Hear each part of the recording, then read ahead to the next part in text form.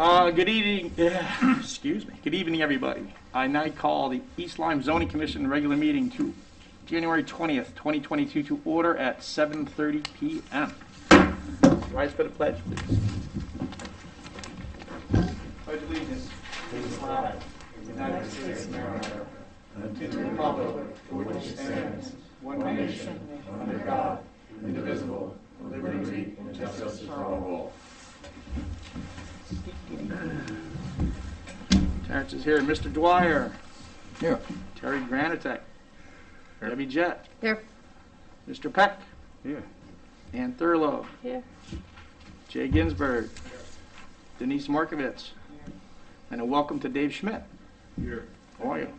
We have Mr. Mulholland, Sue Spang, and our ex officio, Roseanne Hardy. So we do not need to sit any alternates. Public delegations. Public delegations is the time when members of the public are invited to speak at the commission on subject matters that are not on the agenda.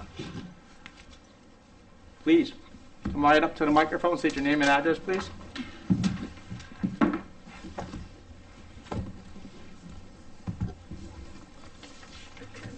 My name is Richard England. I live at 22 Bittersweet Drive in East Lyme. I had a question, actually two questions from the board. I dropped a letter off yesterday, and I didn't. Yeah, the question is, did the board get the letter? And can it be added to the records? I don't know, because the item's not on the agenda for this meeting. Could it be added to last week's or the 6th? I have yet to read the letter, in all honesty, Mr. England. Okay. And I do believe it is a done deal, but I will check with Yeah, Mr. Mulholland and the town attorneys in due time. The question is, I'd like it added somewhere in a record. Mr. Mulholland. It can't be added to the record's It's with all due respect. I mean, it's informational at this point from your opinion, your feeling on what that process, et cetera, was. And I've turned that letter over, as you asked me to the chair this evening. I have a copy, and Mr. Zamak, our attorney, I just gave him a copy. But that essentially, at this level, is a closed case. It's been decided, the courts have ruled, and they've agreed to the settlement. So for this commission, for everybody's purposes, that he has an opinion on the Breivik cell tower settlement. And of course, legally, that case is closed. The public hearing record is closed. We can't add it to any record because that hearing record is sealed. It's closed. But for informational purposes, the chairman has that copy, and you can share your thoughts if you choose to. Well, I sort of follow, and I think maybe you've answered my question. So what appears to have happened is the zoning commission completely reversed the decision that was made after a public discussion 2.5 years ago. And from a public perspective, it was done quite behind closed doors. I mean, it was really no knowledge, and I'm not quite sure how that happens. Is there any? I do believe, Mr. England, the zoning commission did do their diligence in the commission. On this decision, and then it was turned over to the town when the lawsuit was filed. Am I correct in assuming this, Mr. Mulholland? If I may, Mr. Chairman, follow up. This case went to court. Yeah, I'm aware of all that. There was no intervener from those in opposition. The record was built, it went to court. The judge essentially said, nice try, we don't care what the commission's position is, go settle this. So they remanded it back for a settlement. Our attorney negotiated on behalf of the commission. So I don't consider that behind closed doors. That's a court process. Anyone can follow it. This commission and I were not part of that process because once they make their decision, our attorneys carry it on from there, and they just keep us in contact and keep us posted as to what's going on. And we were approached and told the judge wants us to settle it. We were directed, essentially. Am I correct, Mr. Zumacher? Yes. Thank you. And there is no ability to appeal the decision? Well, that would have, you had the opportunity at Superior Court where this case went, and you could have been involved in that process, but Well, I'm not sure. It's my understanding that Yeah, we're out of it right now. okay, and I get that. Yeah, so there's a legal process that you need to follow. I'm not your attorney, so it's not appropriate for me to advise you. And the town attorney's not in a position to advise you either because he advises this body and myself. So you might want to talk to an attorney and seek his guidance. In my view, I think the whole appeal process is over and the case is settled, but I'm not privy to the time frames. And I think the judge's decision was maybe only a couple of weeks ago, and I think that's settled, but I don't know that process from there on because I'm not involved. But you might want to, if you feel you want to explore it further, the case is essentially closed. Now, All right, so, Mr. Engel, what I would ask you to do then is maybe you could give Mr. Mulholland a call, and he could basically finish his explanation right now, because he could talk for a well, long I've read time. through the court documents, so I understand that at this point. Okay, Okay. all right. Again, thank you. Thank you, Mr. England. Moving on, public hearing, we have none at this time, our regular meeting. I would ask Mr. Zamarka about the review of zoning 101. Mr. Zamarka. Thank you, Mr. Chairman. Good evening, folks. My name is Mark Zamarka with Waller, Smith & Palmer, the Town Attorney's Office. As we discussed at the last meeting, the purpose of this presentation is what we colloquially call Zoning 101, just the basics of being a member of a municipal zoning commission and what that entails. Will help the new members understand what you've gotten yourselves into and hopefully serve as a refresher to the long-standing members of the commission. Now, a zoning commission in the state of Connecticut is a creature of statute and has only those powers granted to it by the Connecticut legislature. The basic grant of power to zone land is in the Connecticut General Statute, Section 8.2. That allows the zoning commission to regulate the height, size, location of buildings and structures, percentages of lots that can be required, size of lots, size of setbacks, and the use of land and the buildings and structures thereon.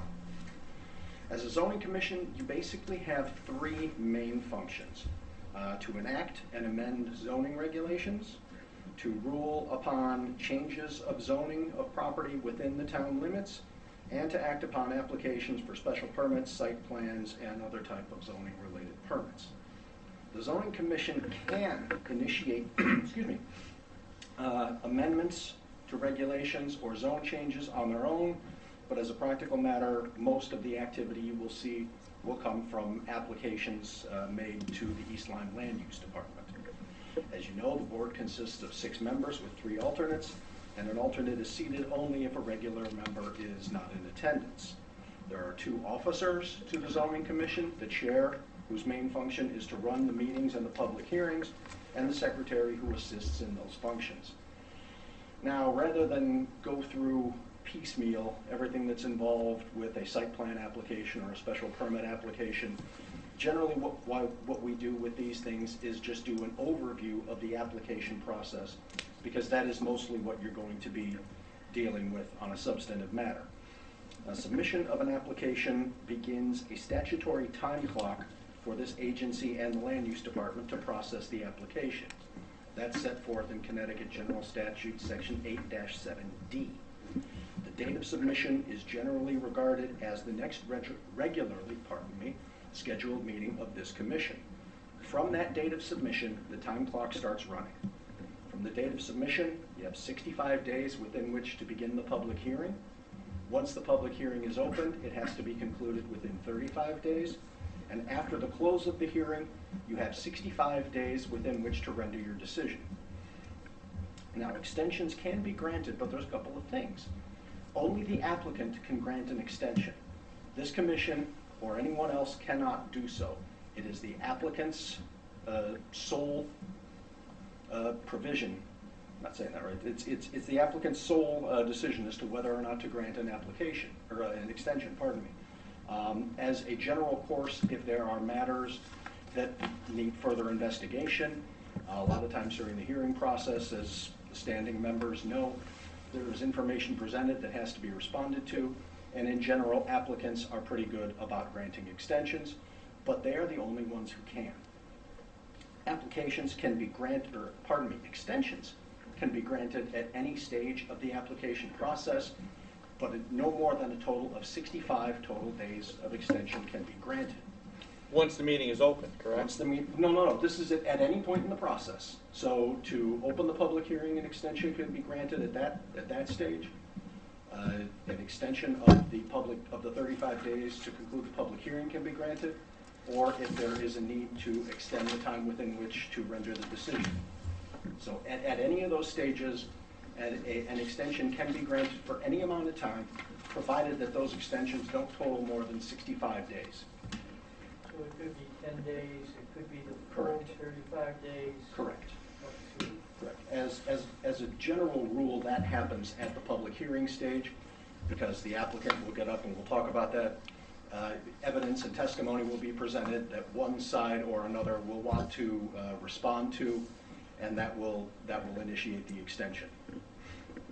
Now, at the public hearing, the applicant and their representatives, who are usually an attorney, engineers, they present their application by a testimony and the submission of documents, maps, exhibits, plans, things of that nature.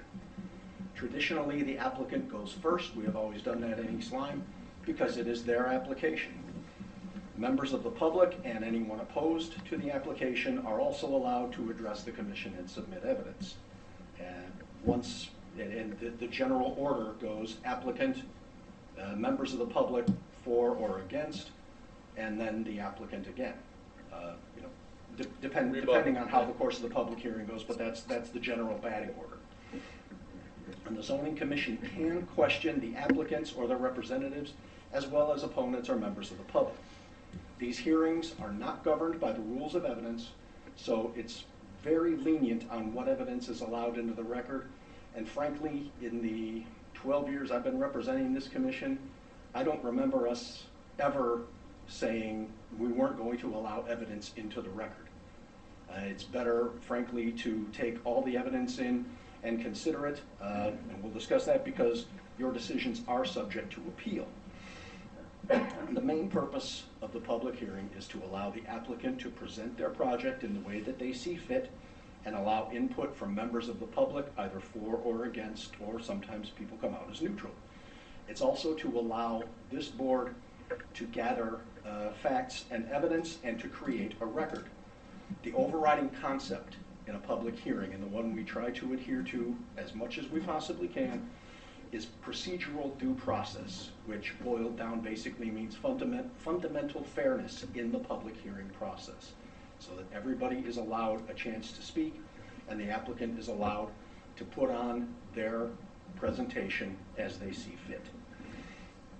Now, members of this commission can be disqualified from sitting for a particular application.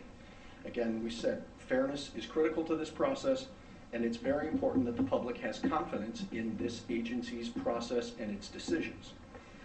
Now, there are instances when a member of any municipal board should either be disqualified or recuse themselves.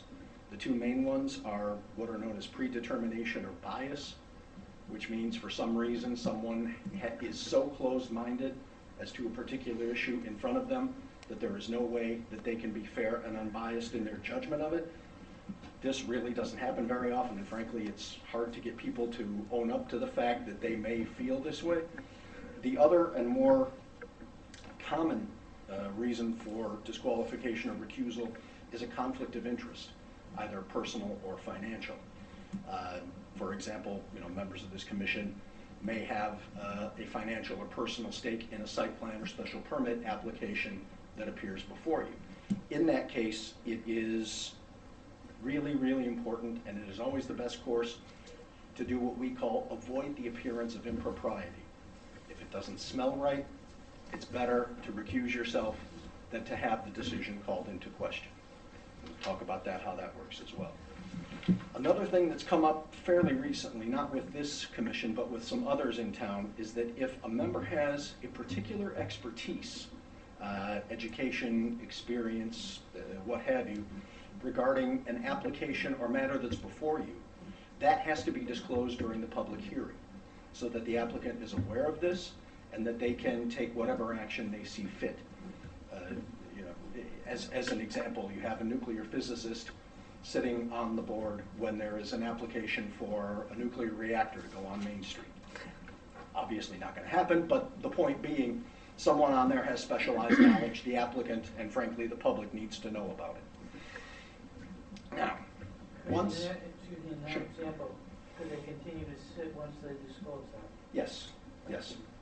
But the case law states that the applicant has to be made aware of it so they can investigate it, cross-examine. And then frankly, if they raise an objection, at that point, we might very well have that person recuse themselves. But Let me ask you this. At the very least, that has to be disclosed. With myself being a builder, I mean, we see a lot of applications for developments and mixed-use developments. Mhm. Should I, No. disclose No, that I'm a builder? I'm talking like a Specialized. It's a very specialized, yeah, yeah. As an example, not in this town, but in another one we represent, a member of the Wetlands Commission was, I believe, an environmental or soil scientist in an application before them. And that was not disclosed until after the public hearing was closed and during the deliberation process. And this person, this member of the Wetlands Agency, raised serious concerns based on their expertise in this area. At that point, the hearing was closed. The applicant had no way to rebut or respond to that. So that's the type of situation we're talking. It's more general, pardon me, it's more specialized, not necessarily general. I have a quick question. Is the applicant permitted to ask a member to recuse themselves as the process begins? They can if they have reason to think there's some basis for it, certainly. And that's where town attorneys would step in and advise and make a recommendation as to whether they should or not. Now, once the hearing's closed, you have 65 days to make your decision. Again, subject to the extensions that we talked about. As the longstanding members of this commission know, we encourage a thorough review of the application and the record and a hopefully robust discussion and debate before reaching a decision. One thing to keep in mind, remember we talked about the purpose of the public hearing is to create a record. Once the public hearing is closed, the evidence in the record is all that you can consider when making your decision. You cannot consider any evidence that is not submitted during the public hearing, nothing that comes in afterwards. There's one tiny exception to Which this. I learned. That, Which I learned. that does happen. You can receive reports from staff, meaning Mr. Mulholland, myself, as town council, after the close of the public hearing. Those are the only exceptions. Other than that, your decision has to be based only on what is in the record. If it is not, then it calls your entire decision into question. If people start talking about their personal experiences or things that they have looked at subsequent to the public hearing that they think might have a bearing on it, it can call the entire decision into question. So it's a basic tenet of administrative law that once the hearing is closed and you go into your discussion and deliberation, you can consider only evidence that was submitted into the record during the public hearing. Can I ask a question about that? What happens if a member of the commission wants to research something? Say they, during the public hearing, a legal question comes up, and they want to look for the statute. Is that allowed? Generally, that's done in the form of requests to staff, meaning Mr. Mulholland or myself. If it can also, and it's best to have staff do it rather than to have a member of the commission do it on their own. And it also can be done in the form of a report after the public hearing. But in general, if it's a concern that comes up during the public hearing, it's better to address it during the public hearing if at all possible rather than after. But what if you're looking for information that is available out there, and you know it, we are allowed to continue the meeting ourselves, right? Or ask for a continuance? You can ask for a continuance, yeah. Yeah, and if the commission, if there's reason to request a continuation of the public hearing, you have every right to ask that of the applicant, certainly. The good thing is, this commission generally meets every 2 weeks. Sometimes during the summer we only meet once a month. But in general, if you open a public hearing on, say, whatever the date is, the 14th, you have 35 days, but you still have room for 2 more meetings before that happens because of the bi-weekly meeting. So in general, you have 2 or 3 cracks at the public hearing within that 35 days. So unless it's a very involved application, which can happen, generally most public hearings are wrapped up within the 35 days. Oh, if someone on the commission wants a continuance, is that something we vote on, or do you just continue it if one person asks for it? Well, again, don't forget, it's the applicant who grants the continuance. Well, if they agree, do we have to vote on it? In general, it's done by consensus, and in our experience, if one member requests a continuance, in general, the entire commission is in line with that. It does not have to be done by motion or vote. It's generally done by consensus.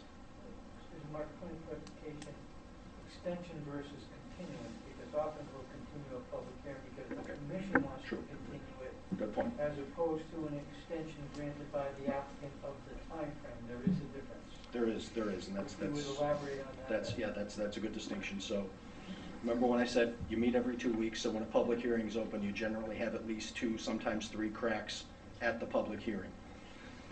You open the public hearing on day 1. You don't get everything done. You continue the public hearing to the next meeting, say on day 15. And if you're still not done, then in another 2 weeks, you continue the public hearing to day 29. If you need to go beyond that, and it's a little semantic, but Mr. Mulholland raises a good point. If you need to go beyond that 35 days, then at that point you need to request an extension from the applicant. So if an applicant comes in front of the zoning commission, that, the public hearing is scheduled for that date, we open that hearing and they ask for continuance. And then, our next meeting comes by and asks for another continuance. That basically leaves us with 1 meeting. So if that does happen, then we would request an extension? Am I? I'm sorry, Mr. Donovan, I didn't quite. No. I didn't quite follow. I'm sorry. So, Mr. Mulholland. What's occurred is some applicants will submit an application Okay. and try to get Sorry. back into a time slot in the commission's agenda because he's working for several people who are paying him a lot of money to move this application forward. Right. But from time to time, they'll find their engineers not ready. They got ahead of their application, or their wetlands agent got sick and can't come and testify. The open, So they will ask for open and continue. open and continue, and that can happen, as Terry has correctly pointed out, a couple of different times in a row, and suddenly we've only got a week. And we're backed into the corner, and we will ask for an extension, but they can tell us no. They can. That's true. Not a smart idea, but they could tell us no. Yeah. You know what I mean, though, right? Now, Yeah, sorry for not being yes, clear now on I that. understand. but, yeah. The open and It's hard to continue- talk with a mask on. The open and continue conundrum. Yeah. I understand. And yeah, that's certainly an issue. That's certainly an issue. But this commission does have the authority to schedule a special meeting. If something like that happens where you do an open and continue and you're looking at 1, maybe 2 public hearings, and it's a fairly complex issue that we know is going to take a while and maybe will go well past that, and the applicant does not want to grant the extension, this commission has the power to schedule a special meeting to fit that public hearing in within the 35 days. So that's, yes, it can be an issue, but there are ways around it. Another question about that. If the applicant, say at the first meeting when they're going to present, asks for a continuance, can the commission then ask them for an extension? Say if you're going to have a continuance, we don't want to squeeze ourselves. Yes. So we could almost make it a policy every time someone asks for a continuance, an applicant asks for a continuance. Excuse me, we ask them to give us an extension. That's not a bad idea. I know Mr. Mulholland generally handles that on the administrative level. I don't know if there's necessarily a policy in place. We sort of see how it There's not a goes. policy if we have what appears to be an innocuous application that's non-controversial, that we think in general the commission's going to be comfortable with. There's a little room for maneuvers. We often try to accommodate our applicants. They're paying a fee. They're entitled to a hearing and fair shake, just as the commission is and the audience. And so we're always trying to manage that. And all of a sudden, as we have found out from time to time back to where their engineers are unavailable suddenly, or he's testifying somewhere else on another date or something happens, and we can get jammed up, we've been pretty good about planning ways around that. Occasionally, we do get back into a corner a little bit, and then that makes us all uncomfortable. And there are probably other ways to address it in the long run. And it's mostly administrative at the front end of the application. Sure. So getting back to the decision-making process, again, you can only consider evidence that is in the record. Also, only members, be they regular members or be they alternates, who have either attended all of the public hearings or have reviewed the transcripts and all of the exhibits, can participate in decision-making. And if, for example, Mr. Dwyer misses one session of a public hearing and comes back and sits for another, before he sits for making the decision, we make sure that Mr. Dwyer has reviewed all the transcripts and reviewed all the exhibits and states that on the record so that there is no question when you go into your decision-making process. Right. Now, as I mentioned, your decisions are subject to appeals to the Superior Court. This commission is very well aware of certain cases that have been appealed again and again and again. And again? And again. When that happens, the court reviews this commission's decision to determine if it is supported by substantial evidence in the record. What that means is, and it's a very twisty-turny legal definition, but substantial evidence means evidence that affords a substantial basis of fact from which the fact and issue can be reasonably inferred. Now there's a whole lot that goes into the review of a commission decision on appeal. The purpose of this is just to let you know that the decisions you do make can be subject to appeal. For example, a denial, certainly the applicant is going to be appealing. If a petition is granted, other people, potentially abutters, other members of the public, depending on what type of application it is, can file an appeal to the Superior Court. Now, as a matter of course, staff in East Lyme drafts detailed resolutions regarding applications that set forth the reason for the commission's decision. We do that to make sure that we set forth as clearly as possible the reasons for the decision that you make, so that on appeal the court can look at that and decide if any of the reasons is supported by substantial evidence, and if they are, then your decision stands on appeal. One thing the newer members might not know, and one thing the standing members might have forgotten, is that as members of a municipal land use agency, you are subject to the Freedom of Information Act. The Zoning Commission falls under the definition of a public agency for the purposes of the Connecticut Freedom of Information Act. What that means is that you are subject to FOI requests. There are two basic purposes of the Freedom of Information Act. One is to allow access to public records, and two is to ensure that there are open meetings. Now, the Act defines a public record as information relating to the conduct of the public's business prepared, owned, used, received, or retained by a public agency. Basic premise is that everything in town hall and every document that passes through this commission is a public record, subject to certain exclusions, exceptions, or exemptions. The document includes electronic communications created as part of an employee or board or commission member's public work, even if that was created or exists on a private phone or private email account. So what we do is we make sure we advise our commissioners to keep public and private separate and try not to use private devices for public work.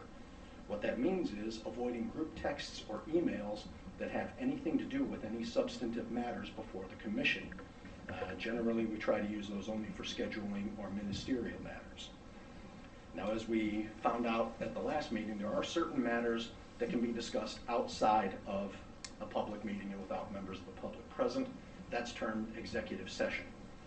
There are several bases for meeting in executive session. For our purposes, the main one that will mostly be gone into is for matters of pending litigation, as we discussed last time. So that is just kind of a basic overview of what the commission does, what your obligations are, and what happens when you are presented with an application. Obviously, every application that comes in is different, has their own sets of issues, problems to deal with, and when those do come up, we will make sure that you're fully advised as to what steps to take. Our job is not to make the decision for you, it's to make sure that you do and go through the right steps in the decision-making and the application process. I have a question. Sure. Oh, go ahead, Jay. I didn't see your hand, I'm sorry. Yes, that's okay. Just a quick personal thing. As an alternate, number one, am I allowed to ask questions if I'm not seated? No. I'm not allowed, okay. No, Am I only allowed- seated members. Okay, am I allowed to participate in the discussion? Only seated members. And as a follow-up to that, alternates, unless they have been seated during the discussion, may not go into executive session. They can be invited into executive session. Yes, when you go into executive session, I believe as we did last time, the motion is to go into executive session and to invite anyone who is involved in the decision-making process or in that particular issue. Okay, I have a question.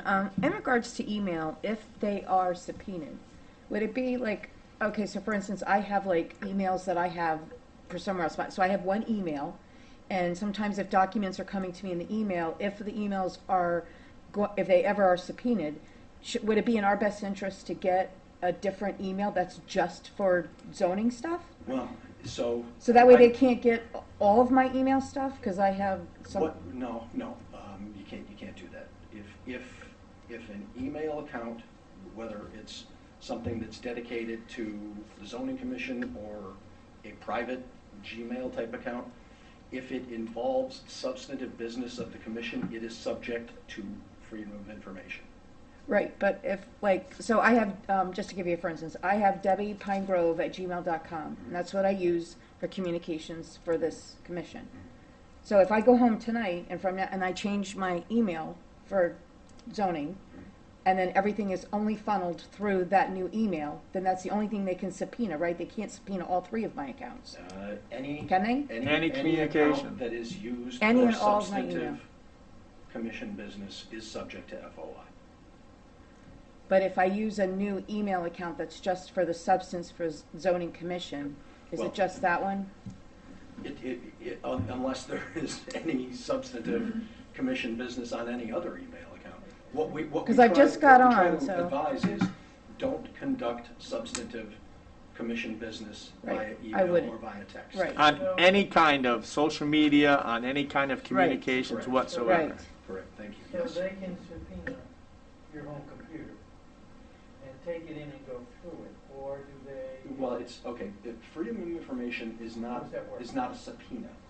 Right. For example, someone comes in and files a request with your office asking for all records related to application X for the period of January 1, 2022 through January, what are we today, the 20th. Records includes any texts or emails among commission members that deal substantively with that application. So it's not a subpoena, it is a request. The request is processed and you turn over to them the relevant information. If they feel that they haven't gotten it all, their recourse is to appeal to the Freedom of Information Commission and file a complaint with them. And the commission then decides whether or not all the information properly has been turned over. The process is the same for a private computer? Yes. Yeah. Any device that contains substantive information regarding commission business is subject to freedom of information. Right, so if you communicate with another member outside with somebody who's not on the commission, and you talk about commission business, that is subject to FOI. On emails, FOI goes to documents, records. emails, Correct. right, Well, I didn't know if you were talking about a conversation emails, outside or. sorry. No, but under the FOI, would they take, so I have 3 different email accounts. Under the FOI, can they get all 3 of them? I guess was my What would happen question. is, you would, a And they would Freedom go of through all of Information them? Act request would come in. Uh-huh. We would request that all commission members review their social media, their email, their texts, whatever, and provide any information that they have. Okay? So the initial stage is on you to comply with FOI. On If- system, essentially. Yes, well, yeah. If the requester has reason to believe or thinks that all of the proper documentation wasn't turned over, their recourse is to file a complaint with the Freedom of Information Commission, and that process then takes over. The Freedom of Information Commission reviews the documents that have been provided. Potentially, they can hold hearings and take testimony. Doesn't happen all that often. I was just trying to figure out a way for it to be easier for members to just, for me, just that way I could just, if we ever had to do that, I Yeah, would just have to honestly, sign. the easiest is don't. Well, no, I wouldn't do it, I'm just saying that, It's- Is here So at I meetings, I gotta get off the I'm sorry? Disney Channel? yeah, to discuss everything here at the meetings, more or less. Right. Yep. Right, and, I have a real quick question. Are there any scenarios where someone in the town can sue a board member over something, a vote or anything? No, in general, the Connecticut statutes and case law say that members serving as board or commission members are not subject to individual liability. That has been tried though before. It's been tried. I don't know of any cases where it's been successful. It is, You sued as a commission as a whole, but then you're also named. No, so the way that comes up is the appeals that we discussed.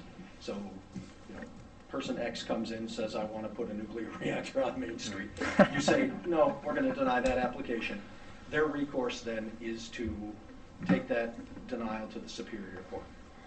Now, there are instances, and they are rare, but they have happened in East Lyme, where developers have brought actions against the town claiming they have been discriminated against. But that is not as to any individual commission members. That is a suit that was brought against the town as a whole. let me ask you a question, Attorney Zamarka. Is a commission, the zoning commission, there are some state regulations that are not clean written or poorly written, as you may say.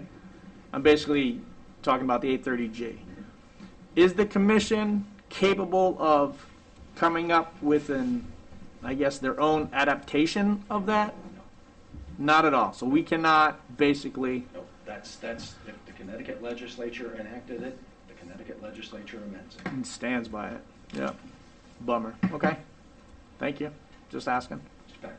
Another quick question. You mentioned before with public hearings about the right of the people in the public to speak up.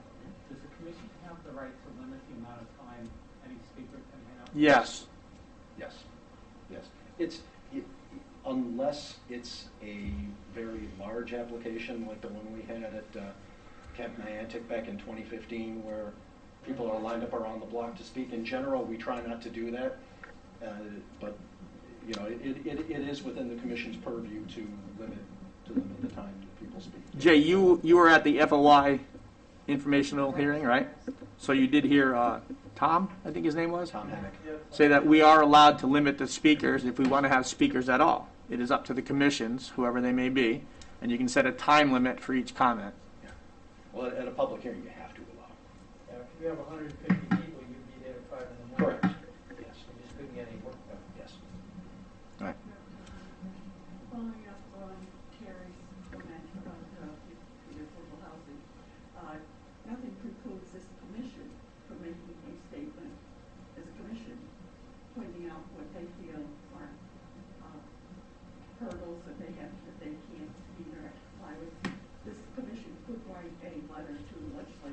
Absolutely. asking Of course. for, Of course. to address Yeah. certain issues. Yeah, any citizen. Could we also possibly ask the applicant? I'm sorry?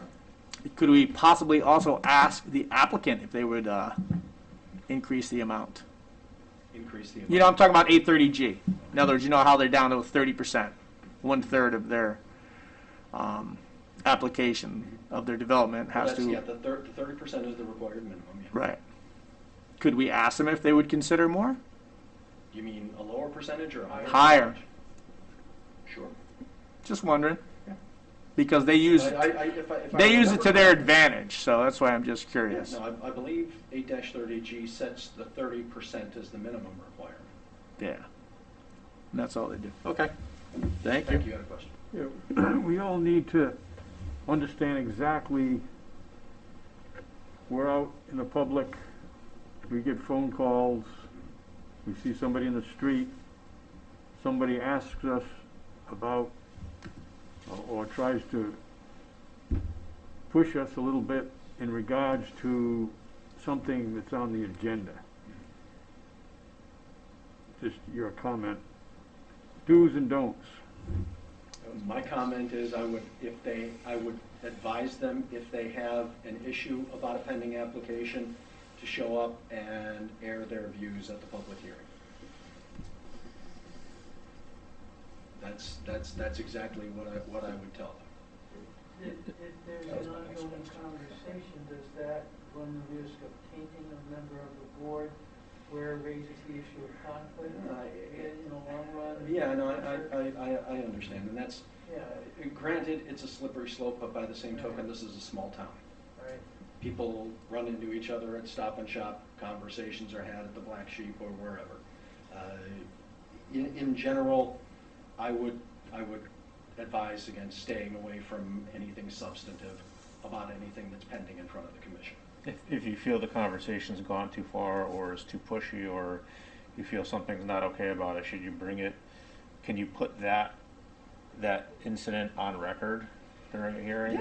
Yeah. To avoid Again, any further. erring on the side of caution is always the better. I mean, if you're out somewhere and you have someone just really haranguing you about an application and you feel uncomfortable about it, certainly it's Or not down a the bad road at some move point, hey, he said, to we put it on talked the at Stop and Shop and he ruled a different way or he made a different decision than we talked about, I would try to avoid that by putting that conversation on record. So I mean, Yeah. Yeah, I know we're kind of splitting hairs here. It's best if you can avoid Yeah. that totally. Yeah. If there is an application pending, like it's during the public hearing or during the decision-making process, walk the other way. Yeah. If it's something that's over and done, like the gentleman who was up here at public delegations, it's a That's done different. deal. There's nothing that can be done to change it. But while the application is pending and before a decision has been made, it is really, really best to avoid that at all costs. Terry, that has happened to me, and I says I can't comment, Yeah, more or just- less. Yeah. Yeah. Yeah. Shut it right down. Yeah. Yeah, just, I think the idea, Mike, correct me if I'm wrong, is really to protect the public record in the Of course. decision-making process. absolutely. In a very litigious world, we have a pretty good winning record as a commission over the years, and we would like to keep that rolling. It also protects the individual commission members and the group as a whole. Absolutely. Some members of the public aren't going to understand, what do you mean you can't talk about it? You're an elected official, I voted for you, et cetera, but hey, it's a litigious world, conflicts of interest, protect the record. And if you're that concerned about it, you tell them, listen, this matter is the subject of public hearing. I can only Come on consider down. evidence. Invite you to brought come in on during down. that time. Yep. I want to do I was elected to do a job. I want to do it to the best of my ability. So respectfully, I'm going to have to say sorry. Yep. Again, we want to keep public confidence in the process from start to finish. Correct. Any other questions for Attorney Zamarka? No?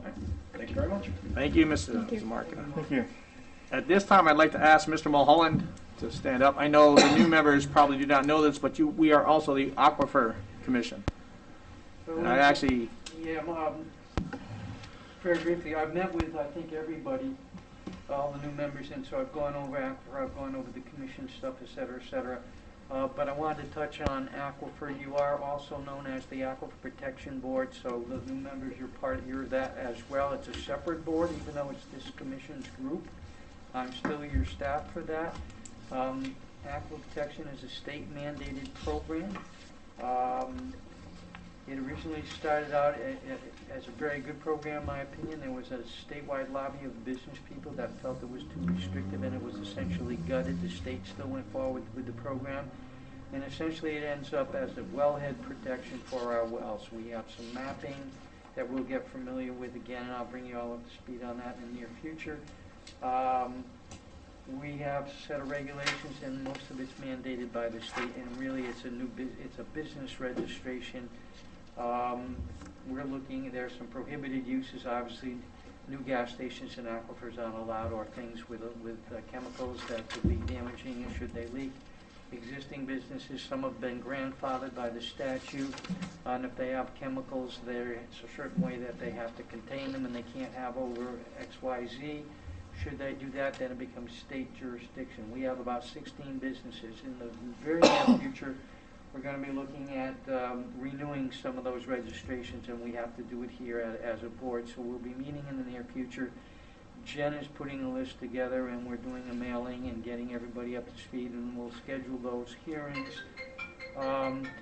They're really essentially a registration, but we still need to go through the process, and so we'll get you up to speed on that as well.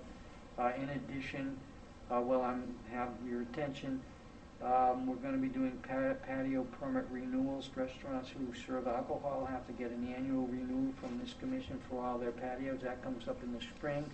Our admin, Jen, puts most of that together. She contacts them and invites them in. It's really sort of housekeeping. We haven't had a lot of complaints. Nobody's really out of control, but we need to go through that process, because what that does is it gives this board control over alcohol on outdoor patios. So if somebody gets really out of control, you have the ability to deny them on an annual basis. So we'll get there. So moving along, Mr. Chairman, shall I go to the budget? yes, please. In your packets, we have an annual budget. You'll see it, and I'll go through it very quickly. It's the same budget we've had for ages. So I'll just run through it. Salaries are determined by the town, not the commission, so that's something that they work on, and they tell us what it's going to be. So if you look on page 1, you'll see zoning official. You'll see they have something called longevity. They offer that up. Then I have the recording secretary monies that we use to pay our recording secretary. We pay attention to that number, because if we ended up having to have several special meetings, I still need to account for paying for that. Sometimes we have to ask for more monies. You'll see professional conventions, some minor monies to go to some of these conferences and conventions that come up, mostly for myself. Consultants, at one time, we had a couple $1,000. That goes back and forth with the First Selectman's office. Sometimes we have it in our budget, sometimes we don't. Transportation allowances for what I do. Supplies and miscellaneous cover things in the office, printing, miscellaneous supplies, letterhead, things like that. Service contract operations, computer stuff, map making for our zoning map. Next page kind of breaks things down. Again, these things are the same thing, kind of broken down a little bit more. You see something called state fees. My office is, every time I approve something, I'm obligated to collect $60 for the state DEP, and we have to send it every year. Out of that charge of $60, we get $1 for mailing, I think, and $1 for our troubles. It's really kind of a tax that we collect. Covering professional conventions, conferences, that's what those have 400s for. Case for someone from me belonging to the Connecticut Association of Zoning Officials, we're required to keep that certification up. We're going to have to take additional classes, just as, I think we went over this, but if we haven't, the commission's going to be required to start taking classes And I think it'll be done by Yukon Clear. That has not been nailed down to the best of my knowledge yet, but it's being put together, and so we'll report back on that when that develops. So pretty self-explanatory. Our bottom line is actually for commission and the run of the department's pretty cheap in the big picture. And then our revenue stream is projected on the third page. We usually run pretty close to those numbers. They're based on applications that we get in history, so that's what we project out. We're not really known as a revenue collector. Other departments generate a lot of revenues. Ours are pretty minimal, and every 4 or 5 years we look around to see if we need to update those. And that's really it. But I need a motion from Mr. Chairman to approve that budget. Thank you, Mr. Mulholland. Thank you. Do I have a motion to approve the general fund budget for fiscal year 2022-2023 as submitted? So move. Second. Do I have a second? Mr. Dwyer, thank you. All those in favor? Aye. Motion carries. There you go. Mr. Chairman. Moving on to the approval of minutes of January 9th, 2022. Prior to tonight's meeting, Ms. Sue Spang alerted me to, on the last page of the minutes there, the time of adjournment is stated as 7:56, which, however, is incorrect. So we're going to assume it's somewhere around 8:30.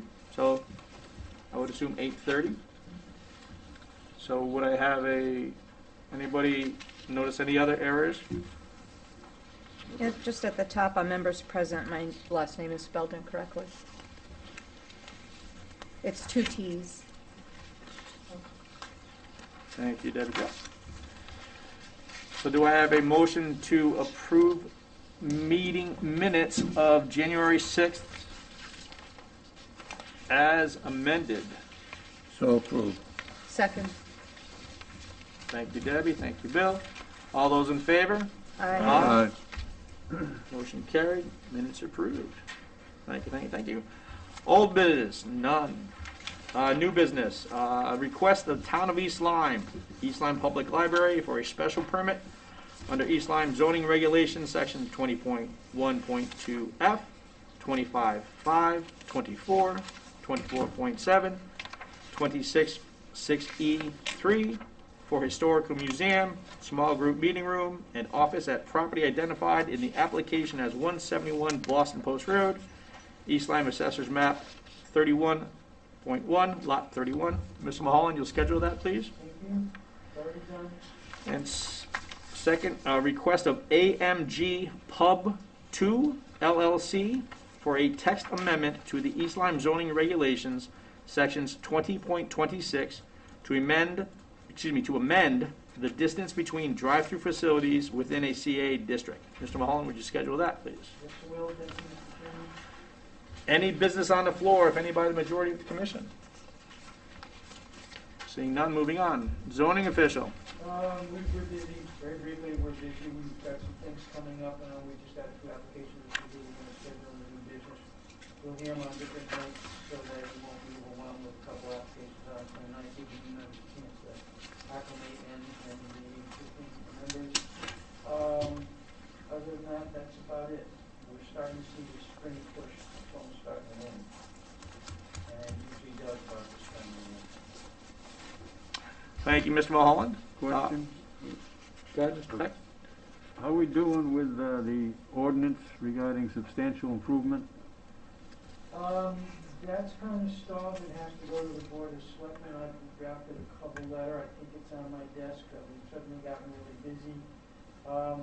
I had spoken to Mr. Nickerson about it, and he had delayed that, so I've got to sit down with Kevin and bring him up to speed. And that's under the FEMA ordinance. We have a text amendment here at the zoning commission level, and I had sent up our FEMA regs to the state, and they made some adjustments and directed us to make some modifications. And they want the town also has an ordinance that doubles that also addresses flood control, because it was essentially originally meant to address Crescent Beach, Black Point, and Giants Neck Beach Association, who have their own zoning rules by special act of the state legislature. So we wanted to make sure we covered that, and both ordinances need to reflect each other and be the same, and they are not. So it's more of a housekeeping, and we just, a little delayed, but it's on my desk, and the language is ready to go. So I will be looking on that as well as several other million things. Let's try to get it before the next hurricane season. It's ready to roll, and let me see if I can induce a small hurricane to move it. What about last weekend? A little bit of water down. Just a tad, yeah. That's all right. We made it on e-weather. Everyone's excited. All set? Anyone else? Questions from Mulholland? We're good? Moving on. Comments from ex officio. Ms. Hardy. Barely. If you don't mind moving a little bit closer, that would be great. Please. Yeah. There you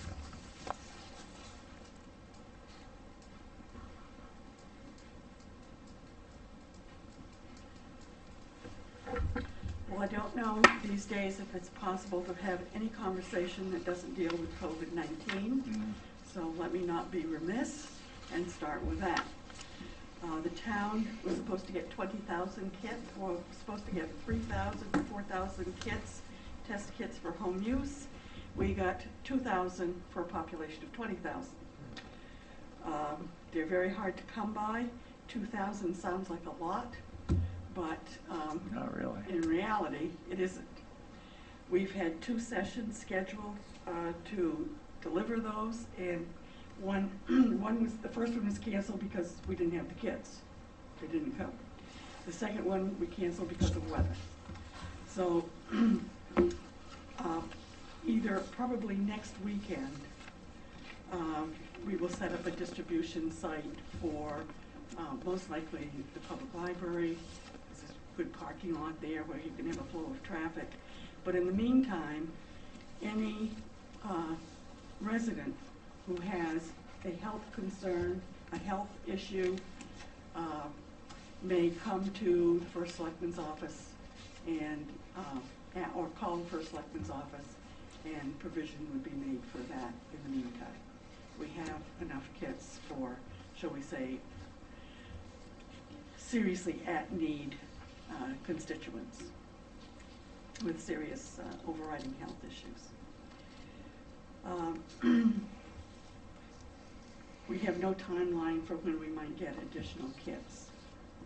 So we're really encouraging people who don't have serious health issues to let those that do be served first.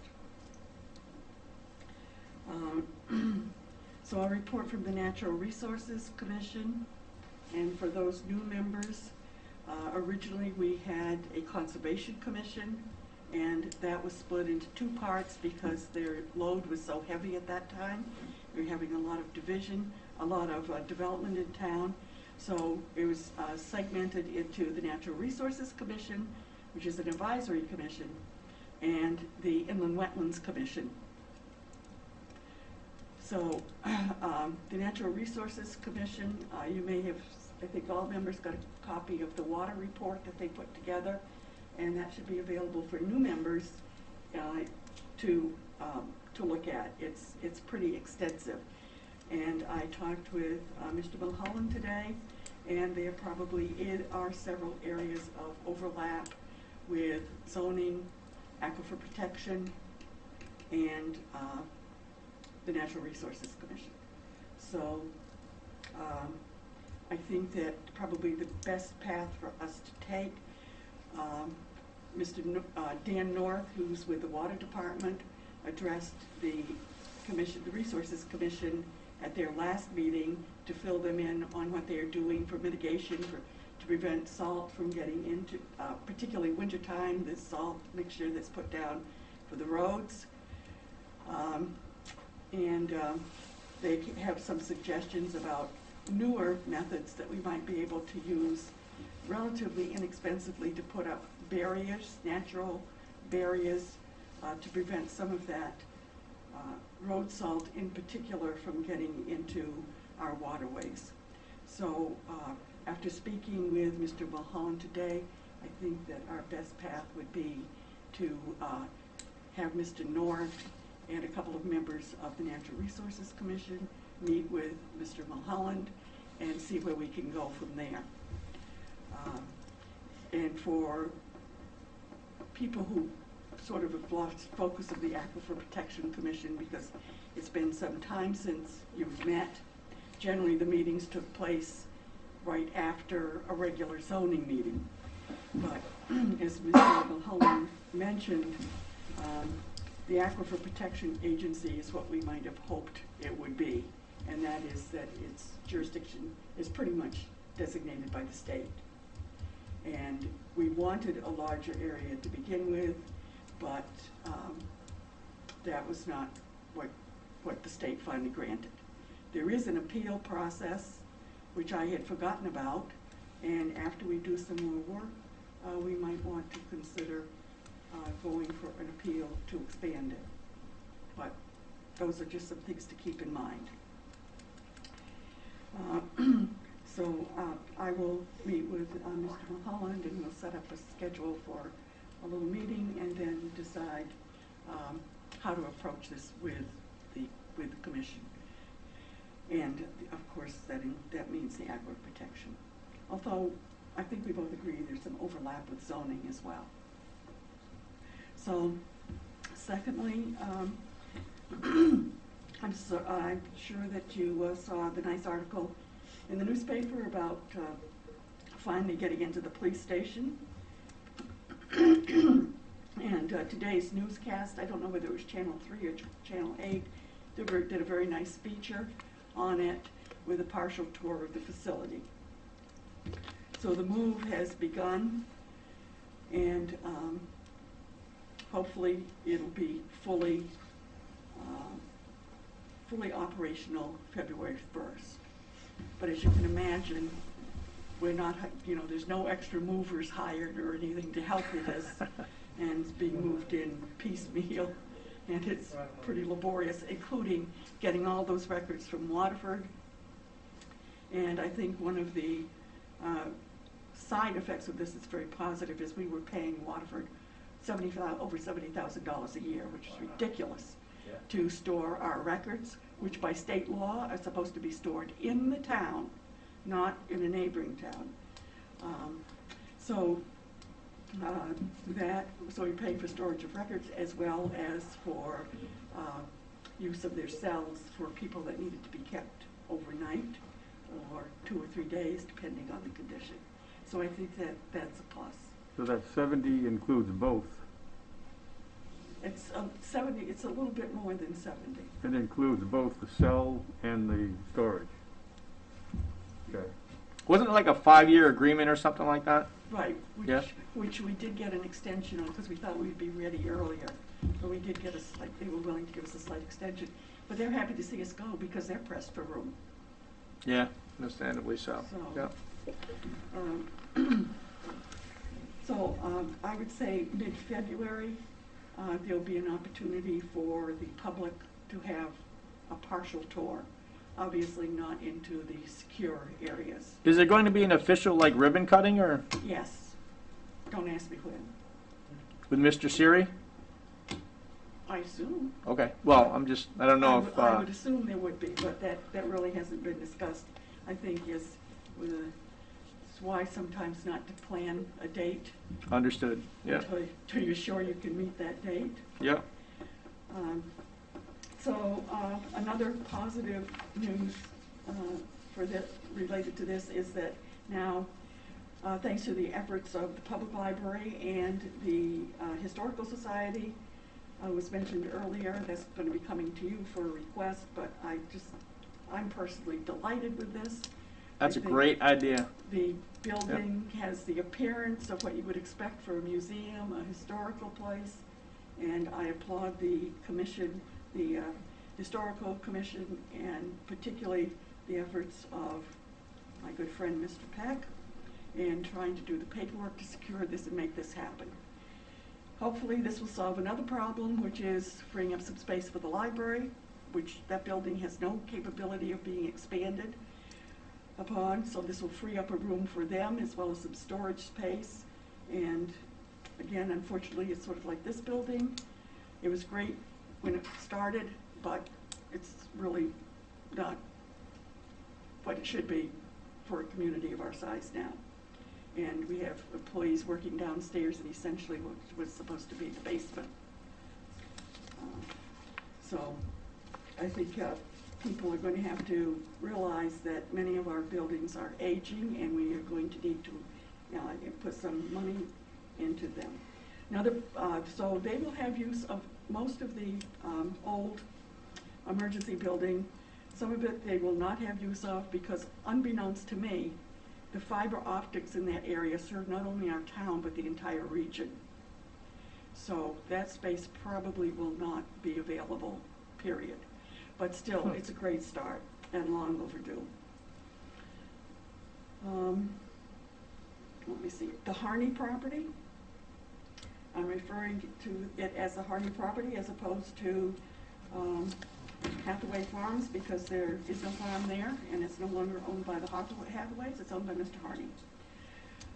We are continuing to research whether this is a wise move for the town, and are awaiting further information from them with more specifics, as not all the numbers seem to gel with each other.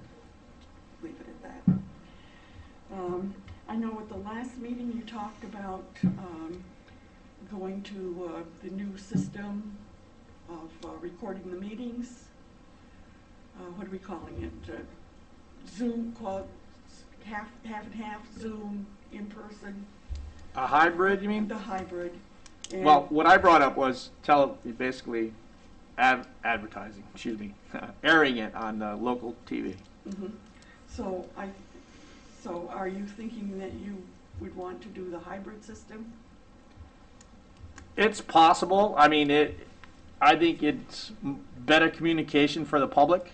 I have talked with Mr. Siri about it, and Well, still in discussion. It is total. Obviously, it's up to the commission what they want to do. Right. But I would suggest that you let the Board of Selectmen be the guinea pigs, because we don't have any technical advisor for this.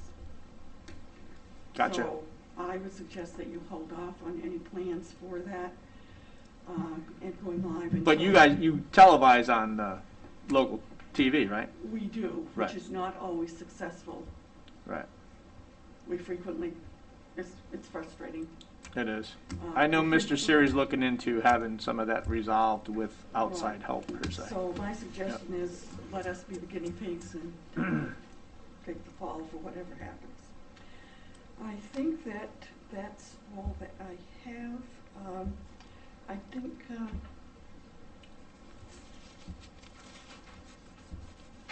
think that's it. I can answer any questions. Thank you. Any questions for Ms. Hardy? Oh, I do have one Oh, other thing. go ahead. Darris Pond, and that property, the property that is available for the town, Parks and Rec has asked to be put in charge of that and to take over that portion of the property. And there's been no action on that, but it's something that's coming before the board. I would interrupt and apologize. They would need permits from us to use it. I realize that. Just so that everyone's aware and it's out there. Right. No So- favors. So the first, the board is certainly going to request specifically what it is that they would want to do. There have been things suggested, such as a dog park. The trails are not being maintained, it's all volunteers. They have had some other suggestions for, let's say, low-level sporting things. And I think that there'll be quite a bit of discussion over this. And now, I really think that's it. You good? Yep. Anything- Everybody good? Anything else? Anybody else? Thank you, Ms. Hardy. All right. Moving on, comments from zoning board liaison to the planning commission. There is nobody. And just for the record, you newbies, we are required to attend a planning commission meeting once or twice a year. It depends on how your name is, in all honesty. In your package, you should have the schedule. I am up next on the 25th, followed by Mr. Dwyer and then Jay. go from there. While you attend these meetings, just keep in mind that you are not allowed to comment, okay? When you serve on a land use commission, you cannot comment at any other meeting, just for the Land record. use meeting. Excuse me? Any other land use meeting. Yes. Yeah. What did I say? Meeting. I'm sorry, land use meeting. My apologies, thank you. Moving on, comments from the chairman. As we heard earlier from Mr. England, I just received a letter tonight from Mr. Mulholland that he turned in. I have yet to read it, but I would assume it basically says what he did, and as we all know, it's basically a done deal. Other than that, I'm good. Just stay safe and stay strong. Can I ask real quick? By all means. Do we have an updated list of all of our phone numbers? I don't think we have that fully prepared yet. Jen's Okay. been inundated. She usually prepares that. I've asked for it. I think she's working on that, She actually. is working on it. Yeah. I only asked because one time at the last minute I couldn't attend and I didn't have a number to Phone call numbers, someone. emails, Yeah. names, addresses, for you, for me, and we're still getting organized. I'll also note that she's already named people as well. Even Denise? So new. She's 2 years old. Denise, the first new girl. I did ask about that, Denise, just so you know. They're not cheap, so it's easy. It's more cost effective to order them in a bunch, so there you go. We love you anyway. Yes, Miss Hardy? Just got one other thing, and I'm glad that, Mr. Mulholland asked for this. We are under an FOI request from an FOI hearing to demand that every elected or appointed official release their phone number, their address, and that be public information. That request is being undertaken as we speak under an FOI request. Really? Yes. Interesting. By a local resident. Interesting to see what the commission has to say about that. Interesting. It seems like the opposite of what should be going on. We can't have people calling us. Yeah. You just have to say, that's all. You have to say, I cannot conduct a phone conversation with you.